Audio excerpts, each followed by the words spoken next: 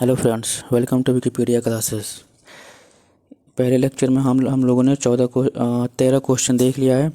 अब हम लोग क्वेश्चन नंबर 14 से स्टार्ट करेंगे, ठीक है। तो चलिए स्टार्ट करते हैं।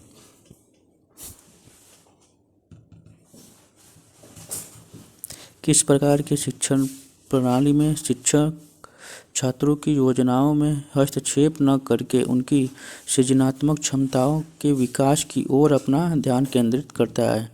तो जो हस्तक्षेप रहित शासन प्रणाली होती है, इसमें जो है कि शिक्षक जो है कि हस्तक्षेप नहीं करता है और बालक का जो सृजनात्मक क्षमता होता है उसके विकास की ओर अपना ध्यान केंद्रित करता है, ठीक है। इसके बाद चलेंगे हम क्वेश्चन नंबर 15 की ओर। क्वेश्चन नंबर 15 है कि शिक्षण कैसी प्रणाली है। जो शिक्षा या टीचिंग है वो कैसी प्रणाली है, तो वो त्रियात्मक प्रणाली है, जिसमें शिक्षक, छात्र और विषय वस्तु ये तीनों जो है कि भाग लेते हैं। क्वेश्चन नंबर 16 है, लोकतंत्रात्मक शासन में शिक्षण प्रणाली आधारित है। जो लोकतंत्रात्मक शासन प्रणाली है उसमें शिक्षा प्रणाली किस पे आधारित है, तो मानवीय संबंधों पर आधारित है। मानवीय संबंधों पर आधारित है। इसके बाद हम लोग देखेंगे क्वेश्चन नंबर 17। क्वेश्चन नंबर 17 क्या है कि लोकतंत्रात्मक शिक्षण प्रणाली को प्रभावित करने वाले कारक। तो लोकतंत्रात्मक शिक्षण प्रणाली को जो कारक प्रभावित करते हैं वो क्या क्या हैं? स्वतंत्रता एवं समानता के मौलिक सिद्धांत, ठीक। अब देखेंगे क्वेश्चन नंबर 18। हस्तक्षेप रहित शासन प्रणाली आधारित है तो आधुनिक धारणाओं पर, ठीक। इसके बाद हम लोग देखेंगे क्वेश्चन नंबर 19। क्वेश्चन नंबर 19 क्या है उसको हम लोग देखेंगे। क्वेश्चन नंबर 19 है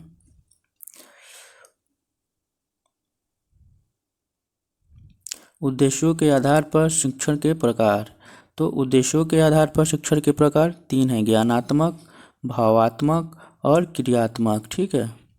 इसके बाद क्वेश्चन है हम लोग का 20। शिक्षण स्तर के आधार पर शिक्षण के प्रकार।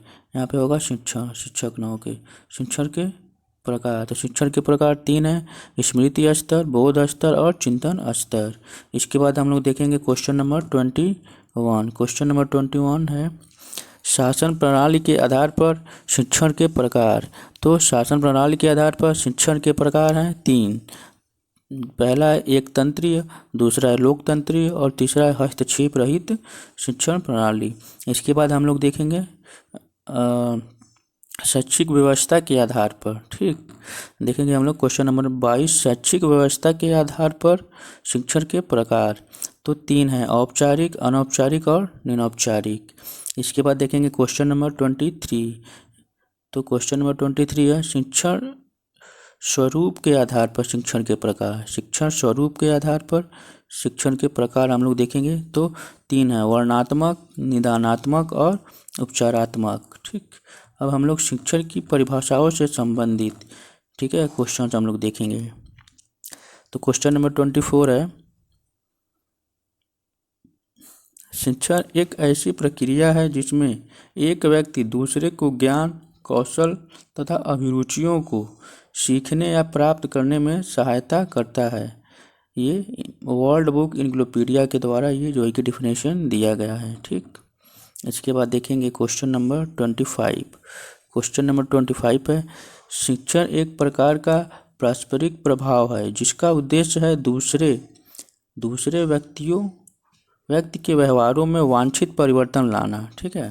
तो ये गेज के द्वारा बोला गया था, ठीक है। दूसरे व्यक्ति के व्यवहार में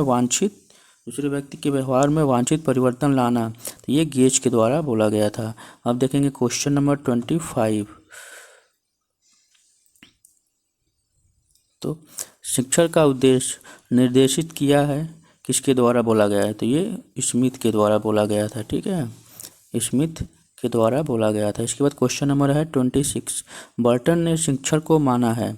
तो बर्टन ने शिक्षण को एक अधिगम प्रक्रिया का साधन माना है, ये इसका आंसर होगा। इसके बाद क्वेश्चन नंबर 27 हम लोग देखेंगे। क्वेश्चन नंबर 27 है बाल केंद्रित शिक्षण में शिक्षक की भूमिका होती है। जो बाल केंद्रित शिक्षण होता है या चाइल्ड सेंटर्ड टीचिंग होता है, इसमें जो है कि शिक्षण की भूमिका होती है। शिक्षक की भूमिका क्या होती है? एक निर्देशक की, एक सलाहकार की और एक दर्शक की। ठीक है। इसके बाद क्वेश्चन नंबर 28 है, किंडरगार्टन तथा मॉन्टेसरी प्रोजेक्ट किस सिद्धांत का पालन करती है? ठीक है, तो क्रियाशीलता का जो सिद्धांत है उसका पालन करती है। इसके बाद हम लोग देखेंगे क्वेश्चन नंबर 29 और क्वेश्चन नंबर 30 हम लोग देखेंगे। तो क्वेश्चन नंबर 29 है, शिक्षण की सफलता निर्भर करती है। जो शिक्षण होता है उसकी सफलता निर्भर करती है शिक्षण से पूर्व योजनाबद्ध तैयारी पर। ठीक है, तो शिक्षण से पूर्व जो हम लोग पाठ्य योजना या प्लानिंग करते हैं उस पर जो है कि शिक्षण की सफलता निर्भर करती है। क्वेश्चन नंबर 30 है, सहसंबंध या प्रिंसिपल ऑफ को रिलेशन। सहसंबंध या प्रिंसिपल ऑफ को रिलेशन की आवश्यकता पड़ती है। ठीक है, तो विषय को रोचक, सरल और बोधमय बनाने हेतु। ठीक है, तो ये 30 क्वेश्चंस हो गए हैं। अब इसके बाद अगले लेक्चर में आप लोगों को इससे आगे के क्वेश्चन लाया जाएगा। तो चैनल को ज़रूर सब्सक्राइब करें और कमेंट करके बताएं। ठीक, थैंक यू।